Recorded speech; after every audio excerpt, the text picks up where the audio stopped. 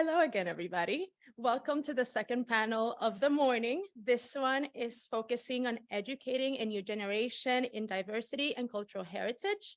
As a quick note on the structure of the panel, I will introduce each panelist before they speak, and then when all three have given their talks or chats, we will open up the space for general Q&A. I know we're all probably just kind of very anxious and eager to ask our speakers questions. So I'm going to begin with our first speaker of the day, Vanesse Lloyd-Sgambati. And Vanesse Lloyd-Sgambati is the founder and president of the African American Children's Book Project, which was formed to promote and preserve children's literature written by or about African Americans. For over 3 decades, this organization has promoted and preserved children's literature written by or about African Americans. Oops, I just has used books as tools to help empower, enrich, and enlighten readers of all ages in the rich African American experiences and contributions to this country. Its motto is "A book opens a world of opportunities," and I think that is a sentiment that we've already heard repeated throughout the earlier panel, and I'm sure will keep coming up throughout the rest of the talks of today.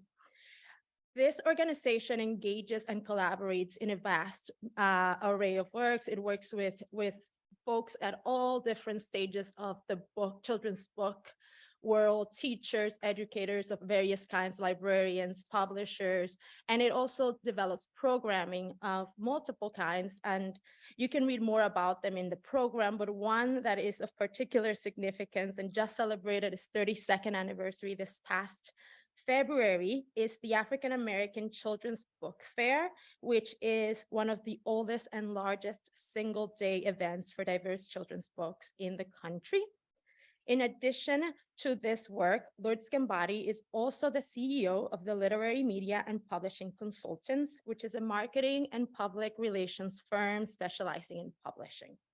This morning, she will be talking to us about Ashley Bryan's legacy and the vast impact he made in the creation, publication, and dissemination of children's books relating to African American culture and cultural roots. Turn it over to Vanesse.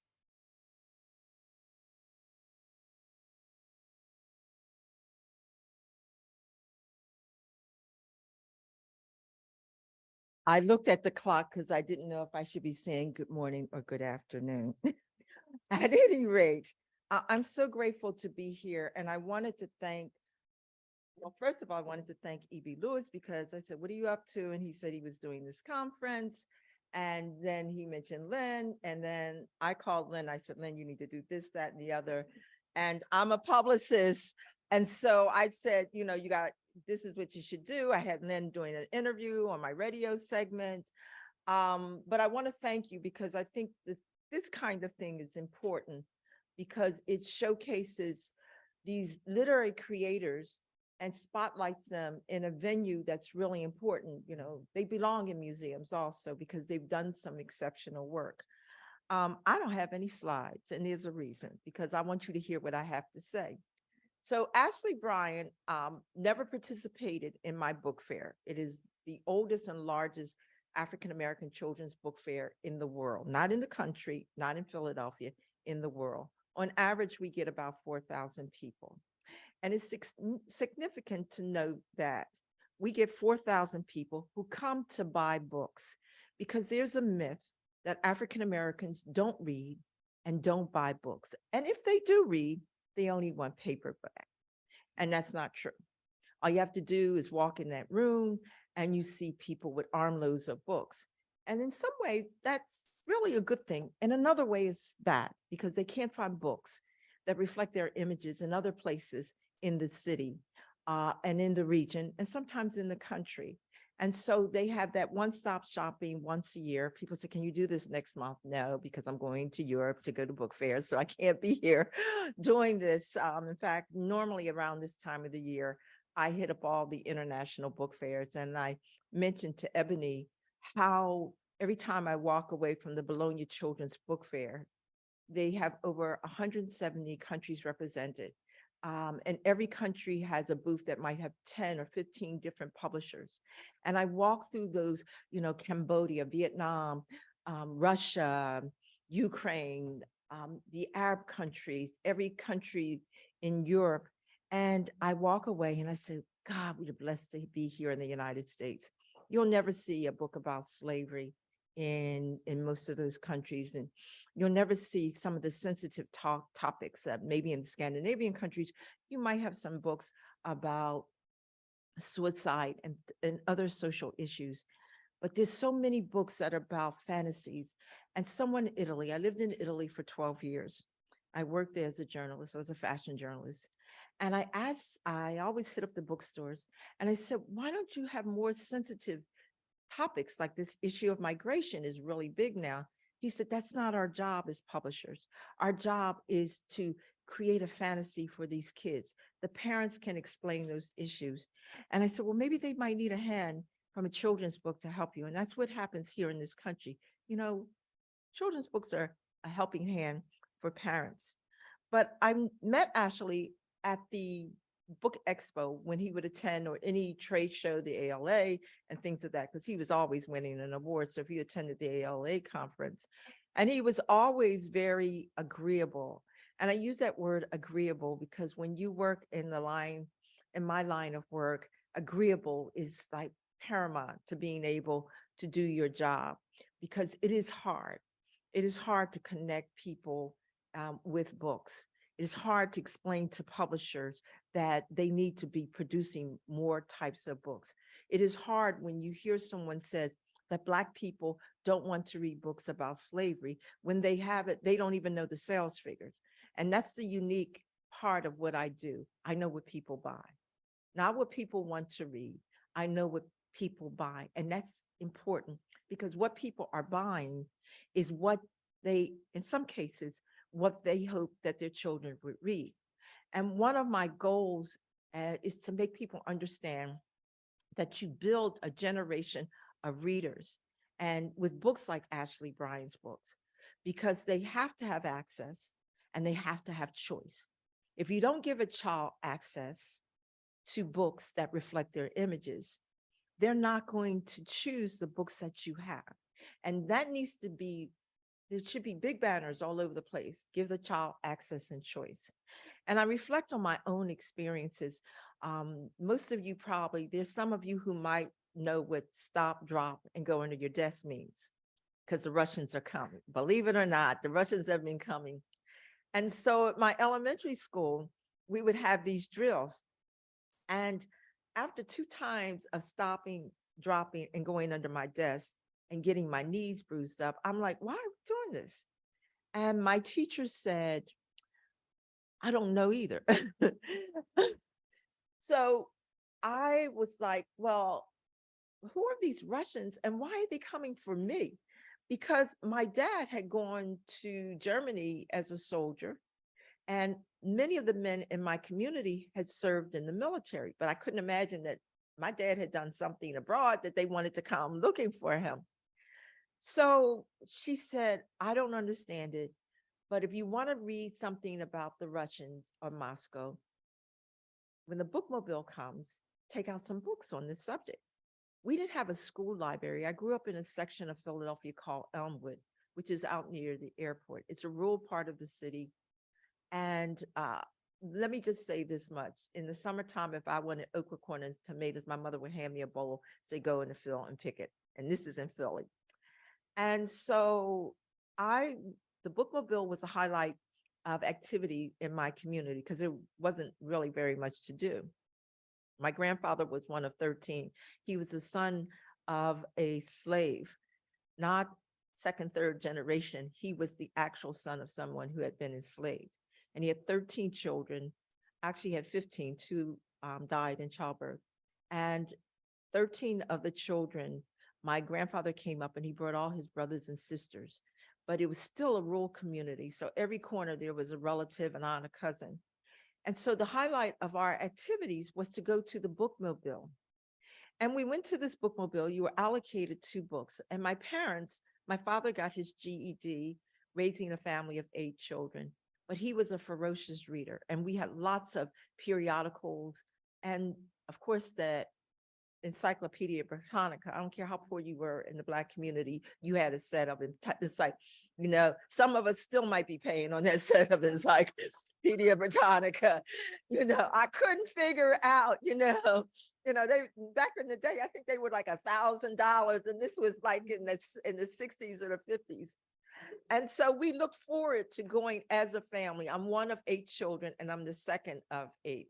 We looked forward to going to the library, the bookmobile that would come around once a week. And I walked into the library and I asked the librarian, as some of the other kids, because you had to take your turns going in, you couldn't just go in all at one time. So I went in with some of the kids from my class and I said, I want some books on Moscow and Russia. And the kids start laughing at me. They said, that's a stupid choice. Now, mind you, there weren't very many choices of Black books. And so I was interested in Moscow and Russia. And so my dad said, never mind, keep reading. And so I started taking out all these, they were Time Life books, and I started taking them out. Now, seemingly in my community, I was expected to finish high school, get a job, maybe a clerical job. I remember my goal when I graduated from high school, that's a whole nother chapter. When I graduated from high school, I wanted to be a data entry clerk. And so I started reading these books, and it made me understand there was a bigger world out there. And I started reading books on Paris, Rome, London, and Moscow. And I've been to all those places. I actually lived in Rome for 12 years. I speak fluent Italian. I can read and write, and I worked as a journalist there. But when I saw these books, it made me realize that there was something bigger and broader. And that's when you talk about Ashley Bryan, it resonates with the work that he's done. It introduces kids to something bigger and broader. And about 10 years ago, I was in Moscow, and I'm standing in Red Square. And as I looked around the square, we had a tour guide, and I was one of the only African Americans in the group. And I was identifying all the buildings, and everything that I had saw and read when I was a kid just came down on me. It was like a flood. And the tour guide said, how do you know so much about my country? And I said to him, I read it in the book. And he kind of looked at me because he was thinking, oh, you Black and you read that in a book? And I said, I read it when I was a kid. And so every place we went that day, he introduced me as an American, not as a Black person, as an American who had read about the country in a book. And I was getting hooked up. People giving me little things, little tourist things. So, being able to read has its privileges. So I say that to people because I could feel my father, the light shining on me, that your beginnings do not dictate your endings. And it is important for our society, when you want to educate cohesively all different ethnic groups, to be able to read about our culture, to read about other people's culture, because that's how you broaden people's perspective, and that's how you create a better world. The more we know about each other, the more we learn about each other, the better we can coexist. So my literary journey, to be able to help you understand what it is I do and how I do it, I worked at a television station. I was working at, and I briefly worked for the Oprah Winfrey Show. And I'm at the Oprah Winfrey Show, and she's on the treadmill, and I'm on the treadmill next to her because it was at the beginning where she had her Harpo Studios. And so this was in the early 90s. And so I'm on the treadmill and I'm bragging about everything I had done in my life. I had won this major award for fashion journalism. I'm going on and on and on. And she looked at me and her eyes told my story that would be at the Oprah Winfrey Show. If you so fabulous, why you working for me? So I know it was time to pack up my bags and not go back to the show. And that wasn't a bad thing. That was a good thing because I didn't belong there. I had other goals in life that I needed to pursue, and working on somebody's show was not going to help me to get there and have satisfaction in life. So I came back to Philadelphia, and the job I worked at, if you're from Philly, you know a show called Evening Magazine. It was a magazine format show, and we interviewed entertainers. If a book came out, I was the gatekeeper. They would have to go to me, and then I would present it to a producer. I was an associate producer at KYW. And so when I worked at the show, I got to meet a lot of people in publishing. And those people, when I said, hey, I'm back in town, and they said, well, can you help us um, do some booking? Maybe you're French, you know somebody. I said, I'll help you if you pay me. And that was the beginning of the Literary Media and Publishing Consultants. So it blossomed into a business. I've worked with, people like Cornel West, Michael Eric Dyson, DMX, Vernon Jordan, Al Green. I remember Al Green. I did a book event with him, and I had a dream of being a backup singer. And there I was with Al Green. There I was, Al Green. We had a little combo, we set the stage. And so he said, well, come on. He started singing, and all I did was hit one note. He said, keep your day job. That was it. You know, I have so many stories about, in the adult part of my career, Isaac Hayes, he had this wonderful, by the time I get to Phoenix, they said, don't ask this man to sing. He's not going to play the piano. Please, he's here to promote his cookbook. And we had fried up all the chicken you can imagine in Philly from his cookbook. And so, of course, my journalism aspect of my life kicked in, and I said, what's your favorite song? He said, can I play it for you? He walks over to the piano and he plays a medley of songs from his album. And I had to finally say, look, we're doing a book signing. You got to sell these books. But as a part of doing that, I realized in the community, there were lots of adult events, but nobody was really focusing on children's books. And so Larry Robbins used to have the Festival of Writing. And I said, hey, I'd like to do something because John Wanamaker's department store wants to have a Black History event. And this is the story of my life. I didn't start out to do something, but something had me do something, and it led to something even better. And so John Wanamaker's department store in the Crystal Tea Room had a children's book fair.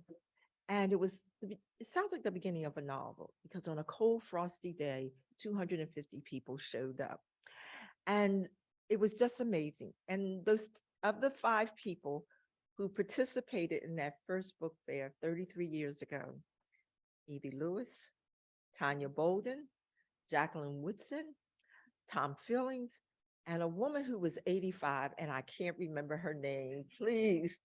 Bessie Nichols. And those 5 people participated in the book fair.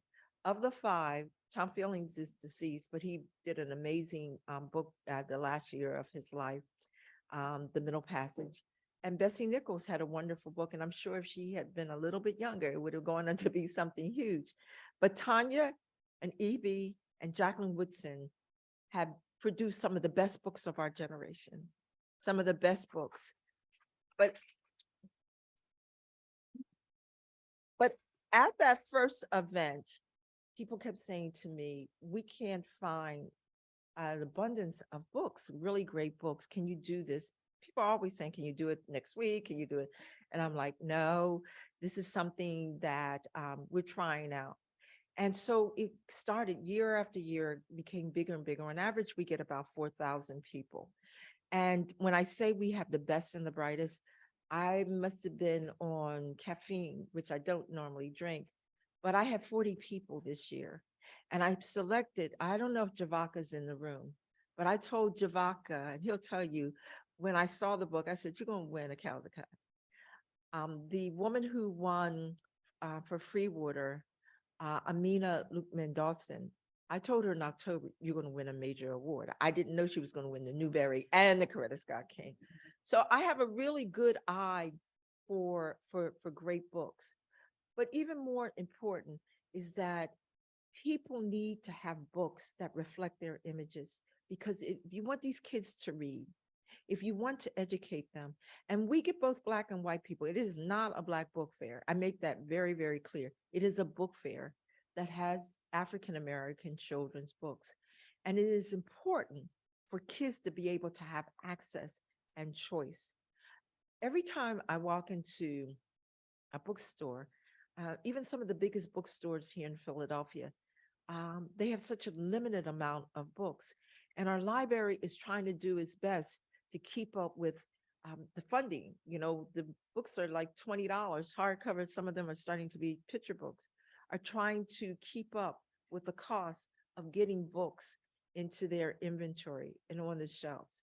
But kids have, one of the things I learned during the pandemic, you cannot depend on just libraries and schools to build a reader.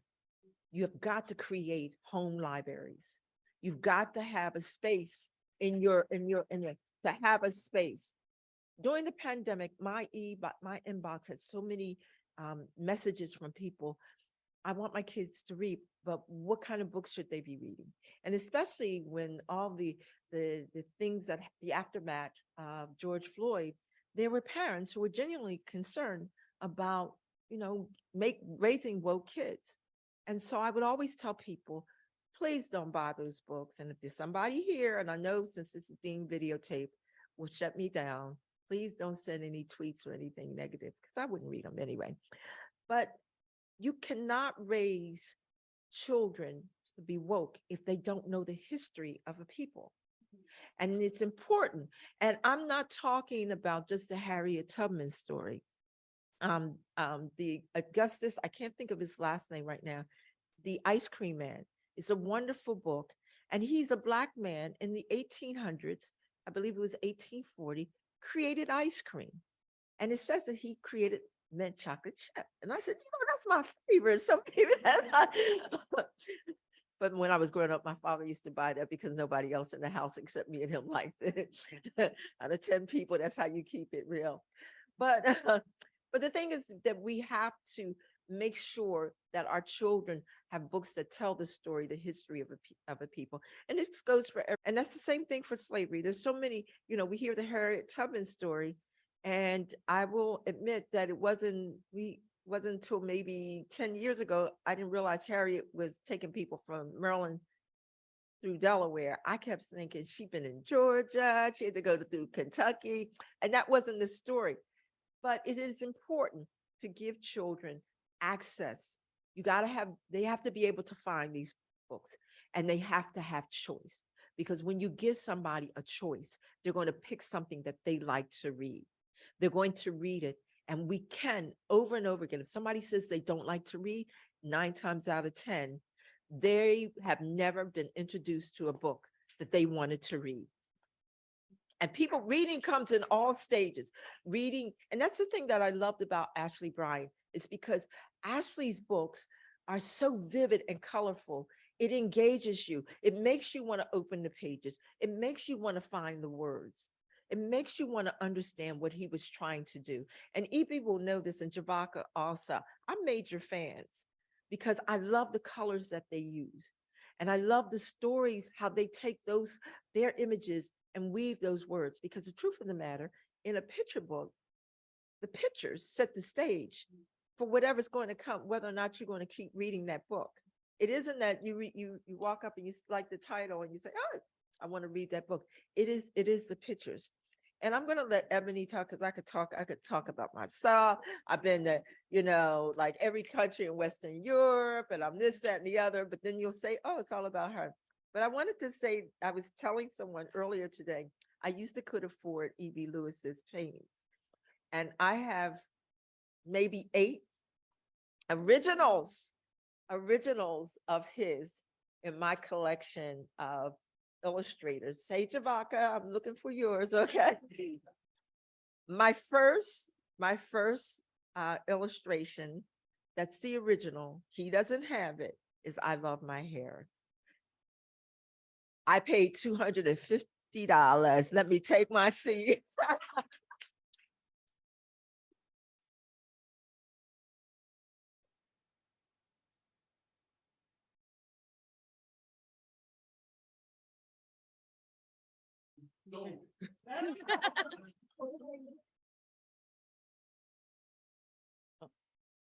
Thank you.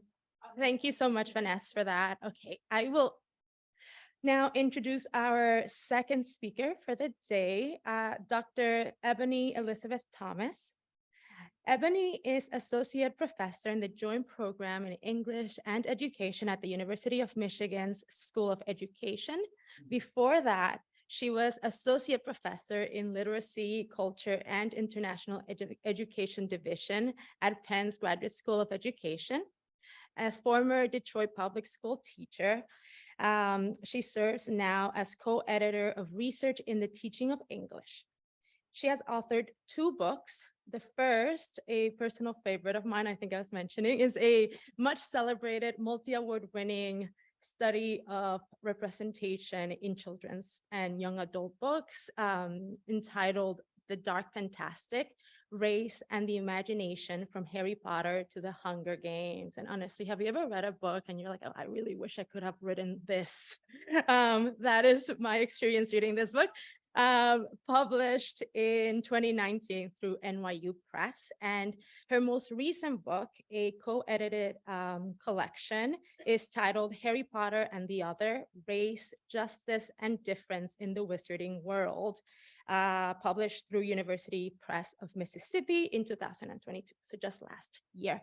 Dr. Thomas will speak to us today on educating a new generation. Speak to the panel on educating the educators. I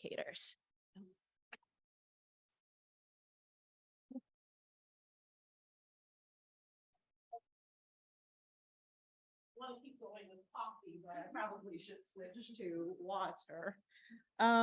It's good to be back home. I spent 9 years in Philadelphia as a young assistant professor here. I had never set foot on an Ivy League campus. I had only been to Philadelphia twice, and this city embraced this Detroiter. Motown Philly is real, and it's just so good to be back home. This is my second home. All right, I want to celebrate Mr. Bryan, and I want to celebrate a particular book of him. Many of you knew him personally. I send all my love to his family who are in the audience, to his, yes, family. Yeah.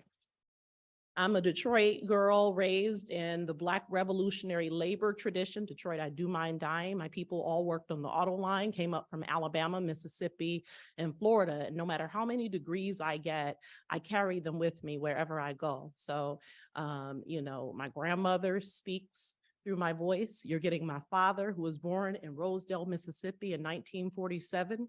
Helped integrate St. Louis schools and died at age 51 of a heart attack. I'm definitely Larry Thomas's daughter.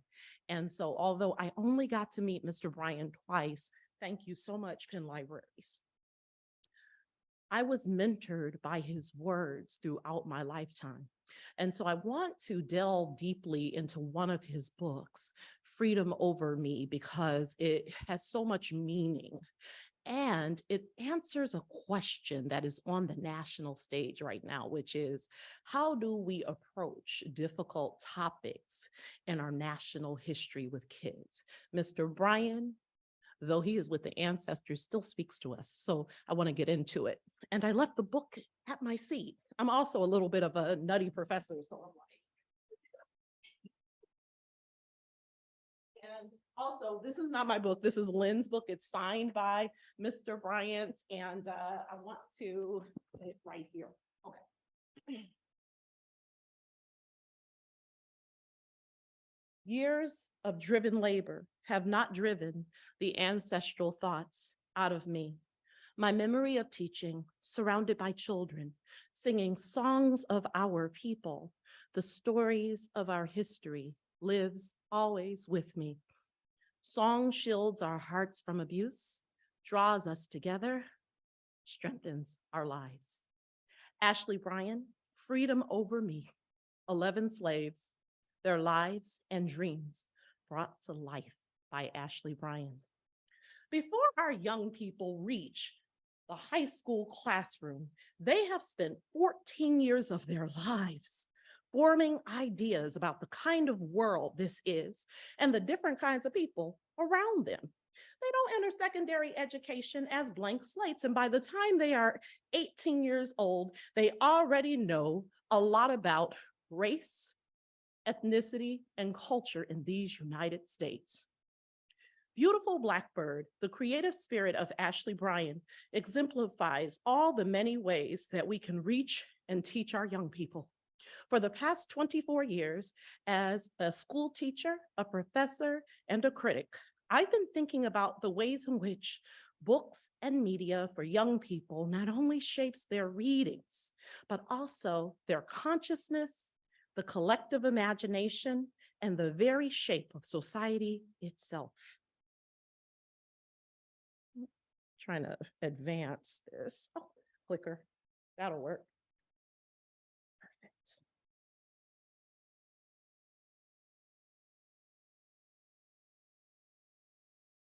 How young is too young to teach kids about race? Twitter is much maligned, and for good reason, but it is also our digital public square. Daily, we react with anger, despair, and dismay as we bear witness to the re-entrenchment of what our abolitionist ancestors 200 years ago deemed the slave power and the slavocracy, reborn again and again and again. They have no new tactics. They ain't slick. Every generation, this evil is reborn anew. This week, we've seen it as grown men in media like Keith Olbermann and Dave Portnoy slander a young Black woman in sports. And yesterday, we saw it in the brilliance of the Tennessee Three. Teachers of young children often wonder how best to broach the challenging yet necessary topic of race in the US. One way that many choose to do so is through the use of children's books. And children's literature finds itself once again at the vanguard of culture and politics, with bans pending in more than 20 states. Clearly, members of a certain political party never read Fahrenheit 451.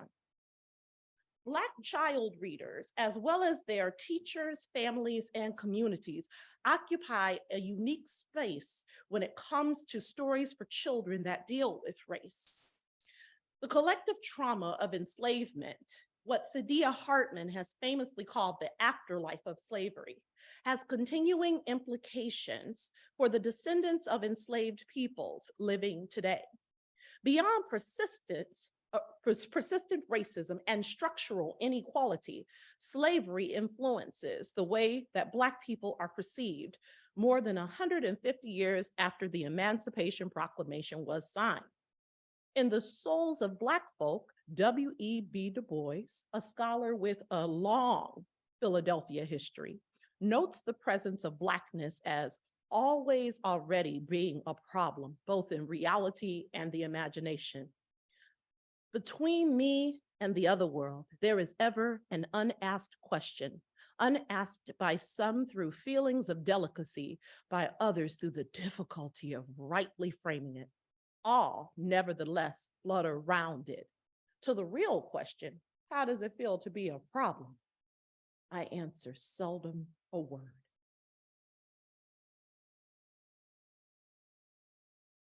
Since 2007, I've studied the dilemma of teaching slavery in children's literature through children's books.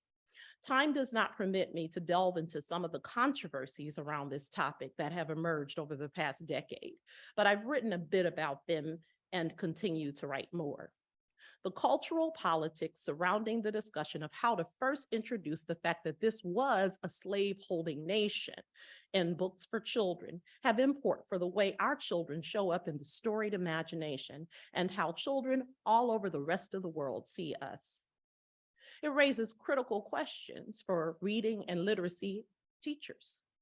How are students who aren't Black responding to such stories? Does it matter if the students are Black when it comes to introducing them to stories about slavery or civil rights or other topics where we see the nation's soul on display? How would children attending a school with few or no Black children respond to reading picture books about histories they do not understand? That's the quote James Baldwin, who famously talked about racist white Americans being trapped in a history they do not understand, in his letter to his nephew. What might the teaching of historical children's books intended to transmit values of American progress and triumph, a city set on a shining hill, mean for students at a school that has a majority first and second generation immigrant population? So very often there are students who are neither white nor Black, and we don't have any research or information or tips for teaching them about, well, how is this also part of the American story that you're receiving? And then might we consider, and this is to go with Vanesse's wonderful talk, might we consider positioning contested US history in children's books within a broader canon of global multicultural children's literature? So I want to get to this book next. Time doesn't really permit me to go over this history, and because this audience is well-versed, I mean, we are sitting among giants really in this room. You already know this background, so I'm going to just pause and glance. Usually for audiences that do not know Black children's literature, I want them to go before Lyric. And I've got to give credit to a mentor of mine, Dr. Violet Harris at the University of Illinois, Urbana-Champaign, who said, Ebony, you have to stop narrating from Lyric's 1965 article, The All-White World of Children's Books. She said, your people have been doing this work since the early 19th century, at least. And so you all already know this. I'm going to move on. This is the part that perhaps we haven't thought about as much. And I only began thinking about this when I arrived in Philadelphia during the schools crisis, which was between about 2010 and 2014. Most in the room remember it well. At the time, social studies had been subsumed into the reading block at most K-8 schools. And the problem with teaching history without context through books are artistic, they're designed to teach history in many cases, but they're also contested representations of truth. They are so embedded in language, culture, institutions, and politics. And often learning history isn't always compatible with what we do in reading ELA. But history often emerges when we are teaching reading. And so what do we do about that? Some books are better than others if you're going to blend together reading and social studies, and some are completely terrible. And I became infamous for calling out terrible books about Black history, often not by Black authors and illustrators. So there are some questions that we need to ask about these books when you are evaluating them for young people. First, what kind of story is being told in this book? Now, sometimes some of these picture books are not really about enslaved people themselves. Some of these books that appear during Black History Month aren't really, of course, they're not by Black authors and illustrators. And sometimes they're hero narratives for not Black people. Oh, they're white savior narratives in picture books designed to give the new generation the impression. People learn about slavery, my research does show this, through picture books. That's how they first learned about the fact that this was a slave-holding nation. And 10 years ago, people said, Ebony, why slavery? That's so depressing. Why don't you focus on the Harlem Renaissance? And I just, let them talk because, you really can't tell me much about it because I grew up in revolutionary Black Detroit. It was the Blackest major city in the United States, 82% Black. I had Afrocentric education. You cannot tell me. I said, you need to think about where are the points, the tension points? Why did we have someone like Keith Olbermann or Dave Portnoy calling a young Black girl who just makes a hand gesture, a POS, or he cursed. And I'm just, he all but said gal. This is a long history. So I said, where are people like that? When he was in school, what was he reading about Black kids? How did he first get introduced to Black people in this country and where we came from and what our histories were? It was through a picture book. It was in a reading class before they got to history. And so this creates a problem of practice for education, even beyond DeSantis and his nonsense. We must look at the kinds of books that in 2023 we are putting in front of our children. Having a blackface on the cover of a picture book is not enough for text selection. Freedom Over Me. I'm so happy I get to talk a little bit about this book before I sit down. It's so good.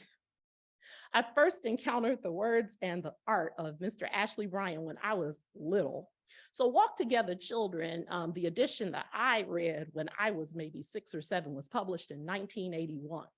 So my librarians in Detroit, Michigan were fabulous. Mrs. Lonigan was my school library media specialist, and Miss Main, who is still working, I think she's going to retire this year, Mr. Louie and Miss Giga were among my neighborhood and main branch librarians at the Detroit Public Library. Shout out to them forever. I will always be a library fangirl. Because of you, librarians, I am.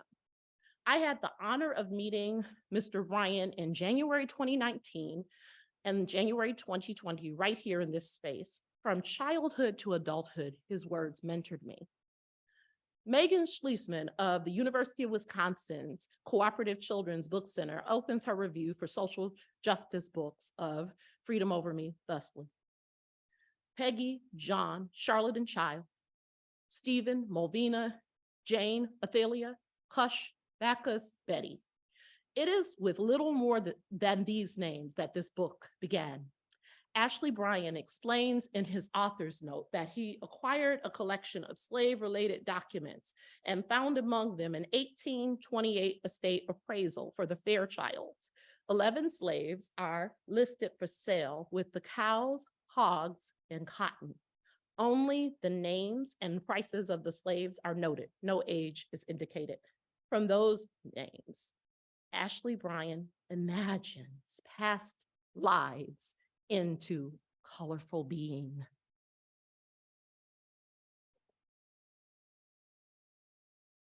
Each of the 11 Africans and African Americans, men, women, one teenager, and one child, is introduced with a portrait and first-person narrative poem.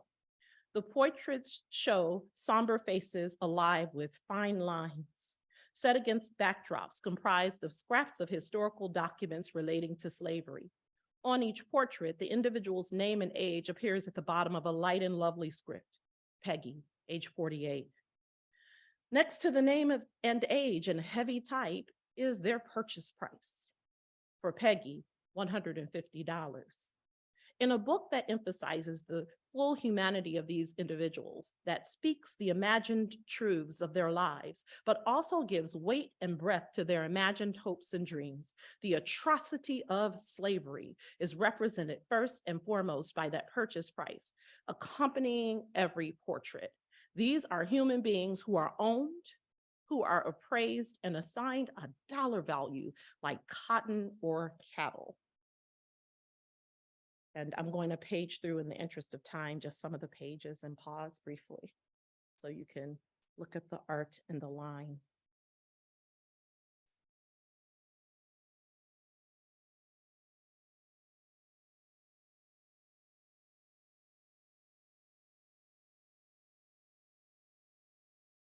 And I thank the curators for including a few of these. I believe they're woodcuts in the exhibition right down the hall. This is why this book is the book I have been recommending since Mr. Bryan published it in 2016. People kept asking, well, Ebony, you are excoriating well-meaning creatives or creators about how they're treating enslavement in the books. Who should you recommend? While I've also recommended some other people in the room who will remain nameless, who have done this topic very well. If I start calling names, then I'm gonna get in trouble. And it's about Mr. Bryan. I mean, I'm also fangirling because it's like, oh. Dreaming Peggy is why I recommend this one, because one of the things about enslavement that my research shows is something that everybody Black in the United States knows. Like, it's hard for us to deal with it too. So often we talk about white discomfort with enslavement, but we don't want to think about being whipped and chained. And I mean, like, we're human too. We don't want to, it's hard for us to watch 12 years of slavery. It's hard for us to watch emancipation. It's so hard, right? And so what did Mr. Bryan do that was so fantastic? Dreaming Peggy. Dreaming Peggy. I remember asking a question after 12 years a slave. I said, well, if you think about Patsy and 12 years a slave, her humanity, her womanhood, we leave her story. It tantalizes in the narrative of North. Like, we don't know what happened to her. We leave her in medias res. What was her life? What of the ancestors who lived and died in enslavement? What about them? Like, so many of the books that my Penn students and I surveyed, we looked at hundreds of books. I get it. Publishers want the triumph stories because they tie into the US narrative of triumph, right? So you got to get out. If you're a slave in a book about if you're a slave in a book, a children's book, you got to get free. Most of the Black folks who have voice and humanity, they got to be free. That's not down to Black creators who do that. Publishers, oh, this is just depressing. The book, is too depressing for little kids. These people, we don't know their ultimate fate. Mr. Bryan dreams their lives into existence. This is how you teach our babies about our fraught national past. We dream together. There's so much talk about the American dream. What about the dreams of the enslaved? What about the slaves singing? My friend William Anderson's Twitter handle 10 years ago. That's just evocative. That was my first introduction to the works of Ashley Bryan. Walk together, children. Don't you get weary. Walk together, children. Don't you get weary. All right, I'm going to sit down. So right now, I'm doing a large AI because I'm looking at this AI chat GPT stuff, and I'm super duper critical, Black feminist professor. So what we're doing is we're using chat GPT against itself, we're trying to trawl the internet to find out everything that's been said about this act of public education. As Signal, everybody knows Renee Watson. Most of you are familiar with Nicole Hannah-Jones, New York Times reporter, MacArthur Genius. And so this was a children's book that was commissioned around the project. And of course, it's also banned along with the works of a lot of people in this room. So we're trying to build some evidence, because what I always hear is, Ebony, what research evidence do you have that, the state of children's books affects the reading and the self-esteem of Black children? Oh, I'm about to get that evidence over the next 5 and 7 years, so stay tuned. And then finally, I'll close with the Teaching Hard History Archive. I was on this advisory board that was chaired by Hakeem Jeffries' brother, Dr. Hassan Jeffries, eminent historian. And I want to close, and I want to sit down because I'm cutting into Sibylla's time. Hi, Sibylla. With the words of Mr. Bryan. Through all my years enslaved, I've listened to ancestral voices echoing through my weariness, giving me strength to withstand injustice, to believe in myself and survive. May our songs and stories keep alive in us the will to grow in learning, the longing to be free. Ashley Bryan, Freedom Over Me. The struggle continues, and I thank each and every one of you for all that you do. Thank you for listening to me this morning.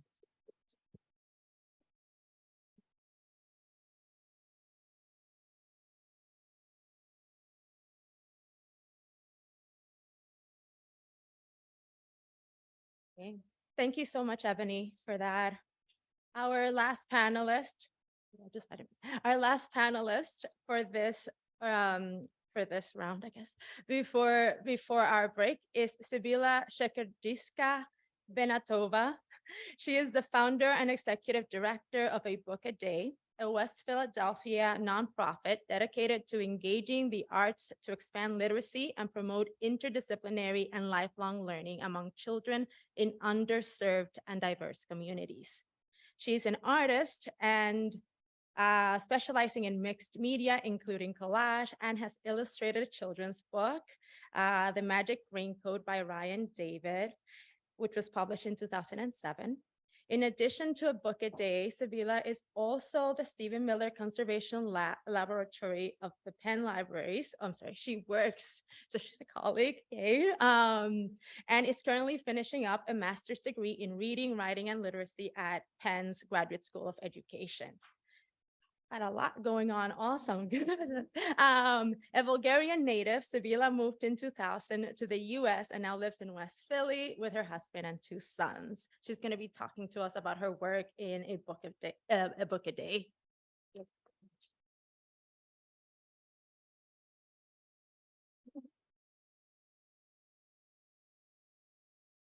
Hi, everyone. Thank you for saying my very difficult name. And I actually was explaining that I intentionally brought it back. When I came to the US, I went by Sibila Banatova because I wanted to make my name easier to pronounce.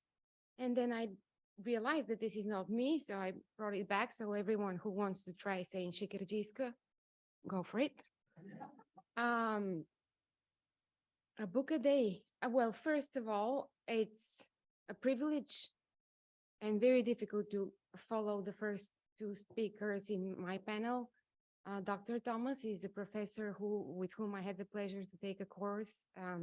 It was the first course that I signed up immediately when I became a GSE student.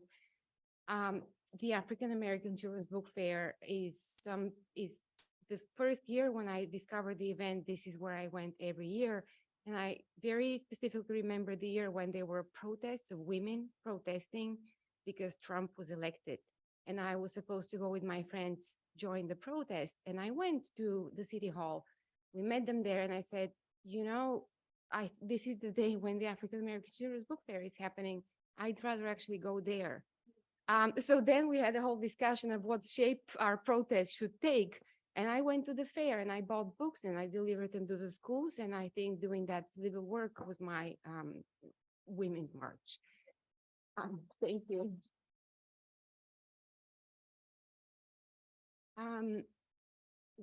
What we do, we donate books, and I think I can probably just say and follow your talk, Abby Lewis, and follow you, Allison.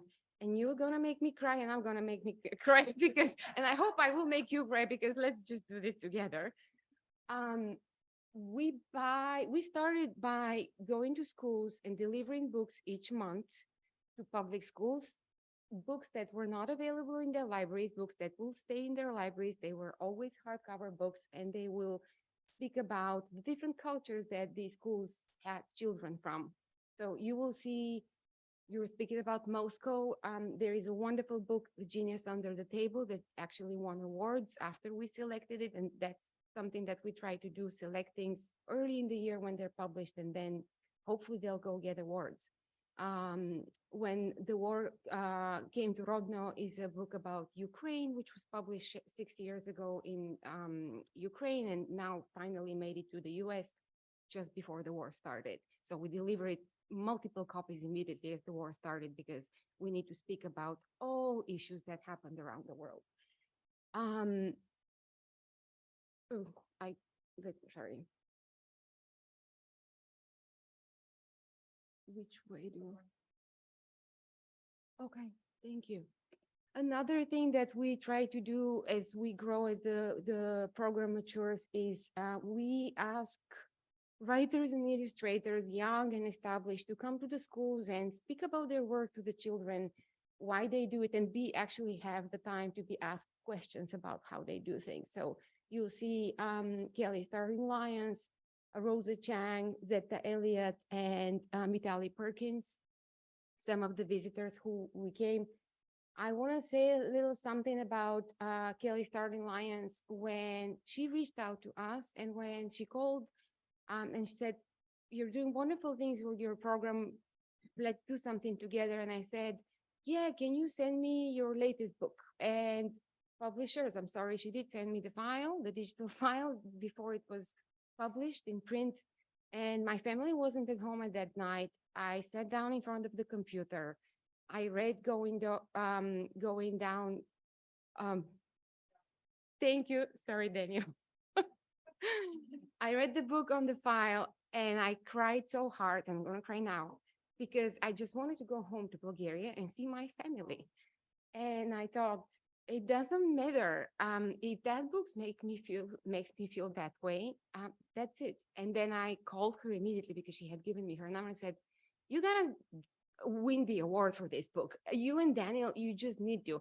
And when the African American, the AL happened here, I was with one of the publishers. She called me early in the morning and said, "Your friend got the award," and I just couldn't. I was so thrilled. But these are friendships that I make with these people, and they give their best to the children. And it's just like the happiest thing that we're doing with this program. We also worked with Matthew Burgess and Josh Cochran of creating a mural at Lee. And the mural is actually based on poems that the kids wrote together with Matthew. At that point, Matthew was living in Berlin. It was during the pandemic. And they knew that the poet from Germany, even though he's actually an American, was working with them on writing. And they will call him Monsieur Berzej because it was, but I'm speaking about this because it's very important for our team to give these children, most of them are of color, and the way the school is, the balance of different colors. I think I'm too emotional to speak actually about this. So I'm just going to focus saying we need to show these children that they deserve absolutely the best from around the world.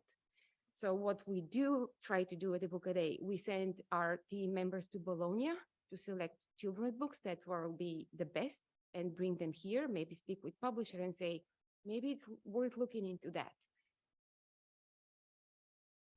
Ashley, Bryan came to one of the schools and met with the children. That was, thank you, Lynn Farrington. Thank you for working on bringing the collection.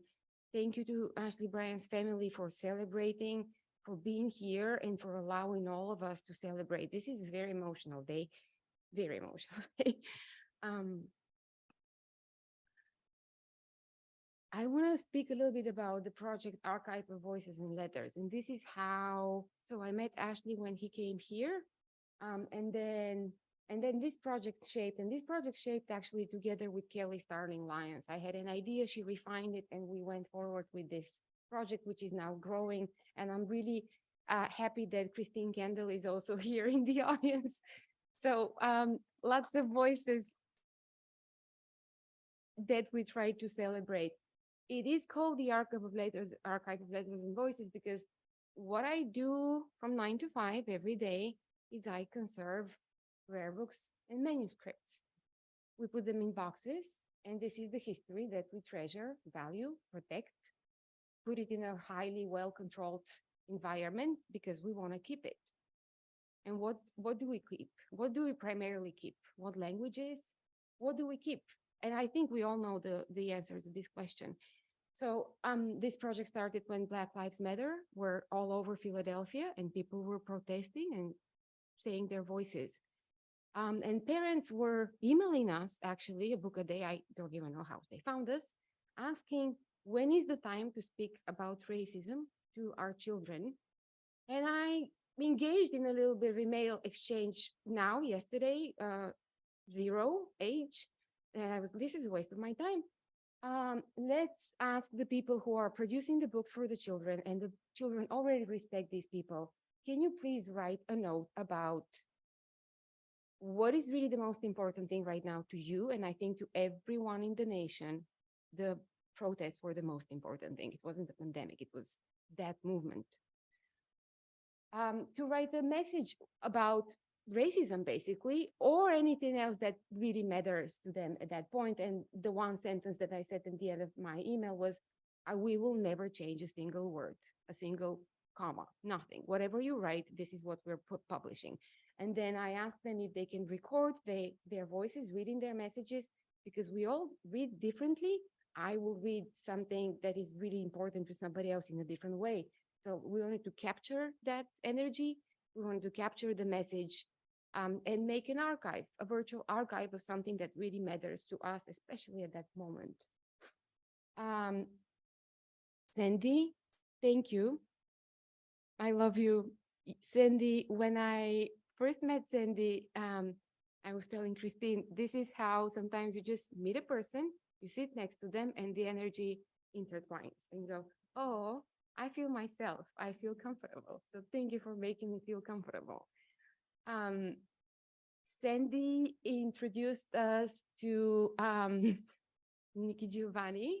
And for somebody who came from Bulgaria and mostly learned English by reading children's book at the age of 29, that opportunity, that chance was just insane. And I remember being in the forest speaking with Sandy about connecting with Nikki Giovanni, and she wrote a poem for a book a day, which is now going to be published in her latest book, which is coming up. And funny story, we were in New York for the Ashley Bryan exhibition, and the Little Prince exhibited the Morgan Library, and I was there with my son, who will be utterly embarrassed, but that's my role as a parent to do that. And I see Nikki Giovanni, and I tell my son, this is Nikki Giovanni. He goes, no, you don't know just everyone in the world. Don't go to people because you're embarrassing me. I said, no, this is Nikki Giovanni. He goes, well, in that case, see that person there? We play in a jazz band with him. And then I said, you just stay here. He goes, don't embarrass me. I walk to her and I go, Nikki Giovanni? She said, yes. And then I turned to my son and said, you come here and meet Nikki Giovanni. And then you tell your teacher, English teacher, that you met Nikki Giovanni. So hopefully that didn't embarrass you entirely. I realized this morning, and Javaka Stepto, this is for you, this is my wabi-sabi, that I submitted the wrong flyer. This is the process of preparing the flyer, but I decided that it's okay. We are now producing flyers that we will be donating to schools, to teachers. We'll be sending packages little by little as we gather resources to design them and print them. This one is designed by our designer Tanushri Chowdhury. Maybe this is the moment to say thank you to everyone at the Book a Days team. We have 10 people who are working on different projects. They are young. They are the most generous young people, professional, mostly women, mostly immigrants, to whom having these books for the children is extremely important. And the one thing that I remember, Ashley Bryan, when we met, I had a shelf of books next to me, books that were going to be delivered to the schools. He didn't speak to anybody. He was looking at the books, going one after another, like hungry to look at all of them. And he kept saying, there are so many amazing books being published today. It's just like so many things available. And that energy is just incredible. This is the celebration that we did under one of the months that we delivered the books. And I want to just mention that I am trained as a children's, I'm sorry, what is it? Puppet stage theater designer for puppets. So when I discovered that Ashley Bryan makes puppets, of course, that was another thing that was extremely important for me. I want to say thank you, Allison, and First Book Marketplace. What we do with your resources, yeah, go ahead. I am doing that on the inside, just trying to keep it together a little bit. What we do every day is that we deliver books to children, especially during the pandemic, hundreds and hundreds and hundreds of books. And First Book Marketplace is the place where we buy most of our Spanish books in Spanish, because as a not native English language speaker, if you didn't understand that I'm not from here, and it's a Slavic language. It's not Russian, it's Bulgarian. We value the original language of families, and we promote those practices of speaking in the language of the home, being able to speak to your parents, being able to speak to your grandparents. So we work with Puentes de Salud, which is a nonprofit organization providing dental care. During the pandemic, they were open. During the pandemic, the dental mobile bus was open because they were going around the city providing free dental care. And we ambushed them with hundreds of books, put them on the bus, and they said, give these away as you go, and after every check, just give them a book. So we called it Books for Smiles. Hopefully that actually made the children go to the dentist more often. I don't know. I want to mention Pippin Properties, who are sending boxes and boxes and boxes to our home address. I also want to thank my family for not filing for divorce yet, because our house is bursting with books, but that's how you do this. And we give these to multicultural centers. We reach out to Asian communities and try to match each book with a child. I don't know if Rachel is here. We partner with the Free Library of Philadelphia for the Treasure Hunt, which is another event that we rely on First Book Marketplace and other donations. We usually distribute over 500 books each summer before the summer starts, so that children can go have something to read. And this goes to, they have to have a choice. They are selecting their book. I'm forgetting about a lot of stuff. I took so many notes. I think everything important was already mentioned. And I want to stop speaking and allow us to hear Ashley's voice and his message. I just want to say that the last 3 years have been very difficult. And every time when it's really the hardest, I put my headphones and I listen to this message. Dear students, from childhood on, I have been encouraged to share my gift with others. I have always loved to draw and paint. I never let a day go by without offering something I create to family and friends. This daily practice helped me to get better and better. This led me to writing and illustrating my own books. I'm very happy now to share my art by writing and illustrating African folk tales or poems by other authors or other wonderful tales that I have created. You can be an author and illustrator too. And when you get stumped about what to do, stop and have a gummy bear or a jelly bean until the idea comes. Aha! Peace and love. Ashley Bryan.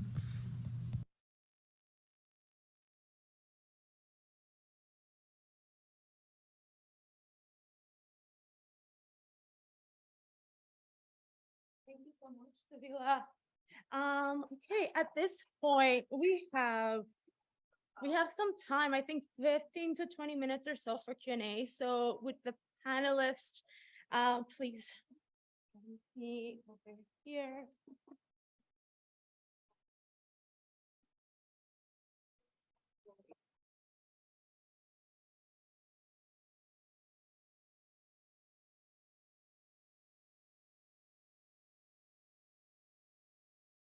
I'm here. Okay. I'll sit on it.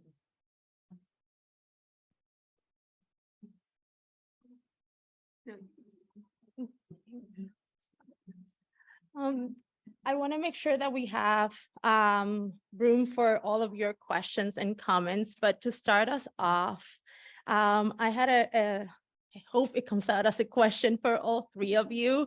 I think both in this panel and the one that came before it, each one of the panelists have in one way or another expressed this idea that children's books are not like other books.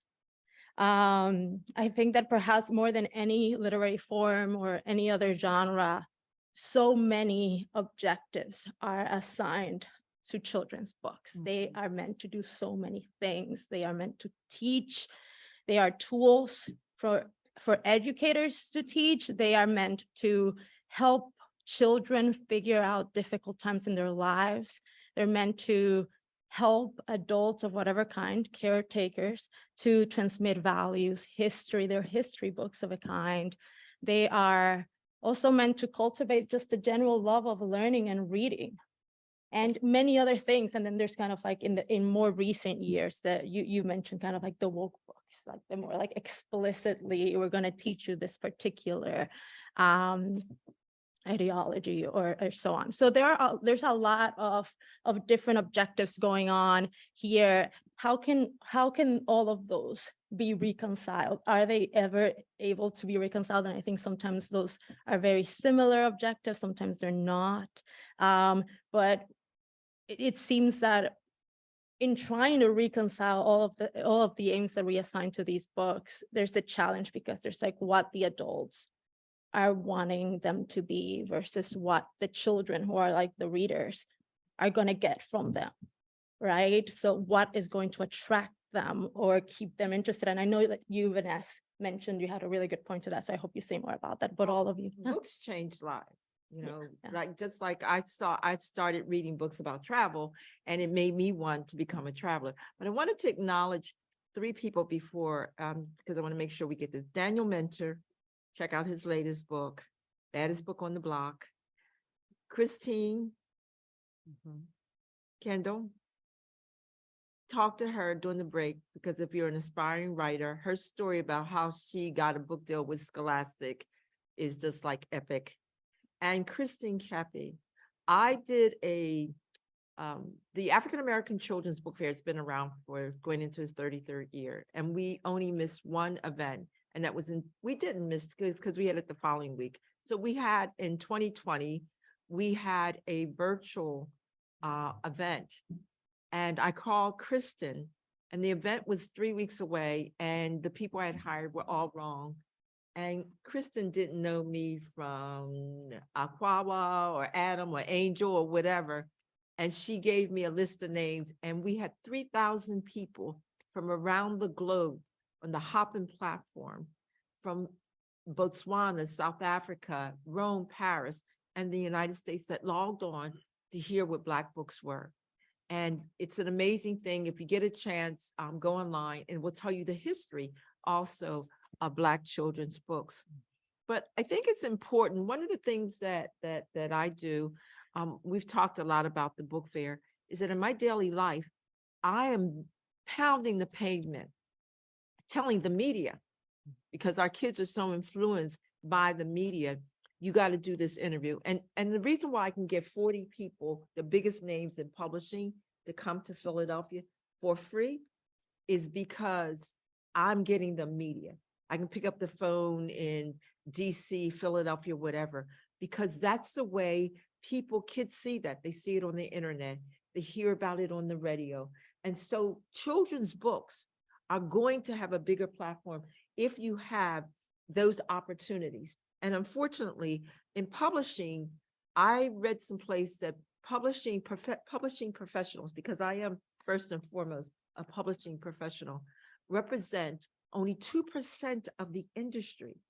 That is absurd. I think as a publicist, there are only 10 people in the entire United States that are publishing publicists. That's horrible. But these are the ways that we have to communicate, get the information out. And that's why the work that I do is so important, because I have met so many wonderful people here this morning, and things that they're doing in order for them to grow and to raise funds, to get attention. They need people to like get the word out there, to bang the drum and say, hey, they're doing this event, or she's giving away books. We gave away 1,000 brand new books at my event in February. But if I told you the amount of books that you would be really shocked. I'm not going to put it out here because I don't want the IRS coming after my partner, but not that we're cheating. Okay, let me just put that out. But you know, be putting out, my mama say, don't put all your business in the street. But it is all those kinds of things that help from First Book. First Book is on the TV. So that brings attention to Earl's work. Kristen, you do wonderful things. I can hear about it in Maine. If somebody, an NPR affiliate, writes about it or talks about it on the radio, it validates. your work. And that's the unfortunate part about that, is that often these people don't cover these stories because they believe the myths. They believe people don't read, or the books aren't interesting, or the people who are children's authors or illustrators aren't good people to interview because they don't have a story. And all of these things are untrue. And that's why it's important, the work that all of us are doing to collaborate. There's no association right now of people who do what we do. We need to create something here in Philadelphia so that we can partner more to share our experiences. Because if I have somebody who's coming in for my book fair, why not get them for a school visit? Okay. But at any rate, I don't want to dominate, because then somebody will say she talks too much. But that's true. I'll be very short. I don't know what we hope, or when you create a book, what you think this book will do, because ultimately that's in the mind of the reader. And I think reading a book is the most intimate process of engaging with your thoughts and learning. And Evie Louise, oh my God, your presentation resonated so deeply with me. I think the element that you spoke about, the shadows and what we put there, that you can discover and shine your light, because everyone's light is different. I think that's what the book can do to you, if it has this element of not darkness, but concealing stuff, so that it allows you to put your own thoughts there. It's intimate. There are so many different things that I could say in response to your question.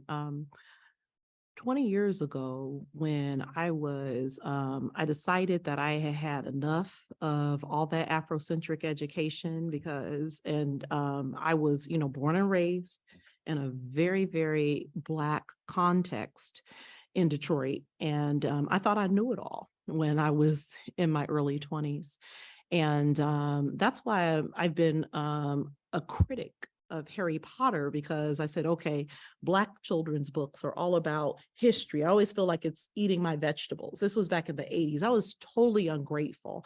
And a conversation with Julius Lester on the Rutgers Child Listserv, which is how I actually became, a scholar in children's literature, through meeting a lot of authors and a lot of children's creators online. He and I had a very, loving public exchange where he was explaining to me the texture and the nature of what they were trying to do in my childhood. So I was born in the 70s.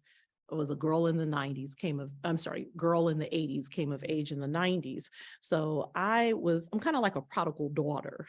So I went out and I did a lot of, let's just be frank, white science fiction and fantasy fandom. So that's also where I have a name. But here is the challenge of Black children's books and why I excoriate the publishers. Black creatives they want to write, or you want to write about, and you want to paint and draw and collage about everyone and everything. And I find that mainstream publishing is a huge gatekeeper. It's unlike what you find in adult books, because, for instance, in my subfield, science fiction and fantasy, if you want to write any kind of science fiction or fantasy story, there is a magazine or a small press who will find who will land your story. For children's books, only some subjects, only some people, only some kinds of topics are deemed appropriate for kids. And so in my research, so much of our Black children's literature, which is all excellent, because you have to be excellent to thread the eye of the needle of the big five, maybe the big four publishers. So everyone who publishes is like, why are they winning all the awards? Because they have to attain a higher bar, than, other creators, just a much higher bar. So much of that literature comes out between MLK Day and Black History Month. If you look at, for 10 years, we were here at Penn. I was a children's literature professor here, and we're tracking all these books. And so I remember 10, 15 years ago, as a young professor, having conversations with some names you would know, saying, hey, I sent my editor a Black vampire book.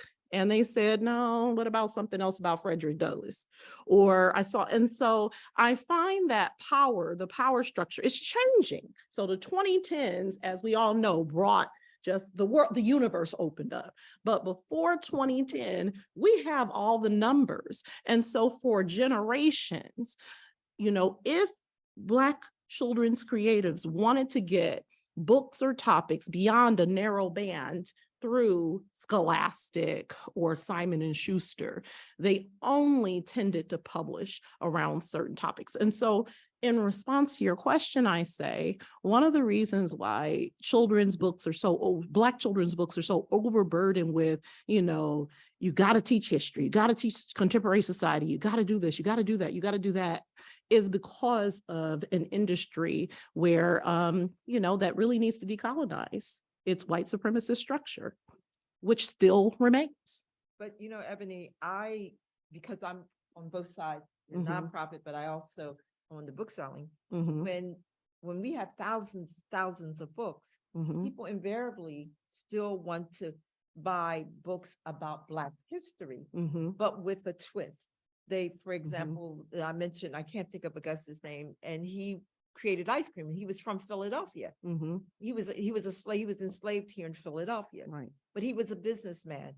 Karen Parson has written some wonderful stories about people who it's history, Mhm. but they're people who overcame a lot of Right. obstacles. And those are the kinds of books, Right. because Black history is It's important. It's important. And it's I'm not important. dismissing that. But the books that there's a noted book called Kick Push, and it's wonderful. And it's a fun book and has Boy with an Afro. Mhm. That book is going to be at the bottom of the pile for parents, because they will feel that will be in the library, but these history books. And that's what people are buying. I can track from 33 years of doing this.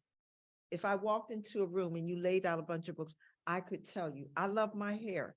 25 years, a classic. Why? Because it celebrates Black hair. Okay, not hair, but Black hair. The girl has braids, she has beads in it. And so parents want their kids to read those books because it reflects who they are. And if you read it in a book, it must be a fact. I think that is 100% true, co-signing. As a teacher, I dealt with a decade of kids and then who come, first teaching K-12 and then being a teacher educator for the past 17 years. One of the hidden reports underneath that is they talk about their fatigue. So my fatigue that I talked about at the beginning of the Dark Fantastic, and it seems like ingratitude, but it also shows that, white children have all different kinds of books. I felt, and again, it has changed. Generation Z better not have the same narrative as I had, because they have everything. There's no excuses. But I was so tired of every time I picked up a book, and again, this is an effect of my generation. And even when I began teaching in the 90s, with exceptions, Virginia Hamilton is my favorite author, period, because this is an exception. It was like, okay, by the time I was in my early 20s, I felt like I want to escape to a magic school, or I want to be on a spaceship. And what I didn't understand in Mr. Lester, again, I'm grateful by that. I was mentored, by folks like that from afar, basically, letting me know that the imperative of Black history, which I certainly got from my family and schooling and community, but then also, whimsy and wonder, we wanted to give you all that. And there is whimsy and wonder within the Black experience. And that is a lesson that I think I would be remiss to say that I, did not, I didn't get it. I don't even know if I got it when I started Dark Fantastic. Just really, because in the book, one of my own self-critiques of my book was that I don't think it would have gone as far as it has gone had I focused on Black science fiction and fantasy. And I've watched this play out in one of my mentees' lives, Stephanie Tolliver. She's brilliant. And she is cited at a fraction her work is amazing. And she focuses only on Black creators of speculative fiction, right? And so it's really important for me as an educator, hearing what you've said and knowing what parents and teachers and librarians are. When kids tell me they're tired of reading about slavery, when a school here in Philadelphia, we tried to implement a historical curriculum in one of their book clubs, like even with Octavia Butler's Kindred, they refused to read the book. They said, we are so tired. How do we deal with the unequal psychosocial burden of Black children who bear the weight of this history and are passionate about it, but also there's never any space for the fatigue that they feel? Just want to throw this out. I had a discussion with Amiri Baraka. And we were on a panel together discussing these issues as they related to art. And one of the things that was very fascinating to me, and I kind of had a little argue, and I didn't understand what he was saying at the time. I needed to get some age under me and some wisdom, that he said that all art is political. Everything that one does is political. And I'm saying, wait a minute, what if I painted daisies? How is that political? He says, well, because there's going to be someone who's going to have some kind of issue with a daisy. It reminds them of death or whatever. And anytime it causes the question or brings the question to bear, then it makes it political. So it's nothing that we're going to do and expected not to have that kind of, fall in that context. Okay, so. It's interesting you mentioned about the fantasy. Most young adult books now, Black young adult, they want that. Yes, There used to be a few years ago, everything was about, a police situation where Salima has a friend who, right. it was overwhelming. Now it has to be fantasy. It's almost, but publishing is a business. So we didn't touch on this, but there's a ban the book movement. And I say to people all the time, you can't ban a book if you buy a book. So when people start calling, I want this book banned, then you just go out and you buy it, because publishers will continue to publish. That's how you resolve the situation. Not focus so much on that and spend hours on that, and then you don't open up your pocketbook to buy a book. And all these organizations such as yours, Isabella, it's so wonderful and encouraging to know that these kids are going to have good books. Then I call them dumpster books or dusties. We have a word in publishing for books that never get sold. They're dusty. They just sit on the shelf, just collecting dust. But you're giving the excitement of a child seeing a book that reflects their images, something that I didn't have in my generation. And my dad worked really hard. We would sometimes, I can see him now pulling out, you can't read this National Geographic because they had distorted images of Black people. So the work that we're doing, we're helping to build a whole generation of woke kids by teaching them history. And by the way, a book about slavery that's sort of against what the stereotypical is Dave the Potter. Yes. Dave the Potter is such a beautiful book. Dave was enslaved and he outwit, and this book is a perennial favorite at my book fair. Dave weaved his poetry inside of pots. The pots are actually, some of them are in the Philadelphia Art Museum and various places all over. So that's a book about slavery, but there's a twist on it. So don't get caught up in the Frederick Douglass, Martin Luther King, and Harriet Tubman's story, because there's so many books out there that tell the story and the history of Black people in this country. Thank you. I want to mention something very briefly. About a gentleman yesterday asked something. You made a point about discipline in the schools, and I hope all of us in the room who are doing this work, every book that we give to a child in some way will make them a rebel, standing against the system. That's how I value every book, and advocating for yourself and for your bodies. Yeah, we deserve it all. Yeah, we want to travel everywhere. And I want to fight that system. And you are giving me the reading and writing to fight to do this. It's so, I say, I have a granddaughter, she's 7 years old. and she's a ferocious reader. And every time I take books to her, she always says, well, I already have that. But she had me when she was in kindergarten, daycare center, she asked me to bring 2 books.